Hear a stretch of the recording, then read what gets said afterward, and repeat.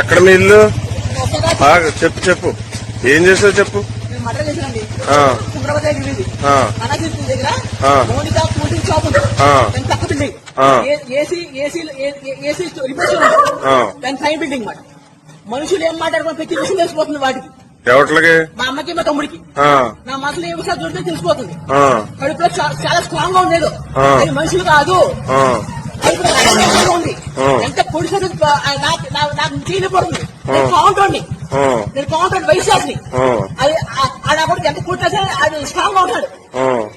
పొట్ట ఎంత స్ట్రాంగ్ గా నాకు స్ట్రాంగ్ గా ఉంది. ఏం చేస్తారు మీ అమ్మగారు? దిగాం సార్, తీసుకున్నాను. మీ తమ్ముడు అది దిగాం సార్.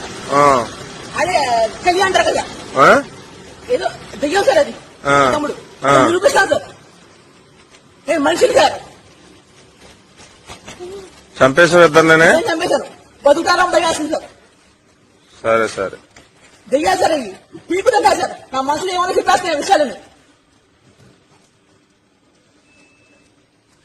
రక్తం స్ట్రాంగ్ గా ఉంది, మనసు స్ట్రాంగ్ గా ఉంది.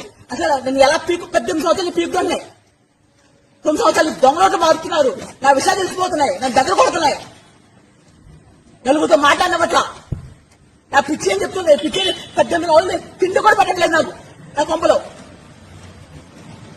ఏమిచ్చి పొడిచావు? కత్తికి పొడిచాను సార్. ఇద్దరిని పొడిచాను. పోస్ట్ మార్టం లేదు సార్. మనుషులు కాదు సార్. కడుపులో స్ట్రాంగ్ గా ఉంటుంది. ఏంటో తెలియాలి నాకు.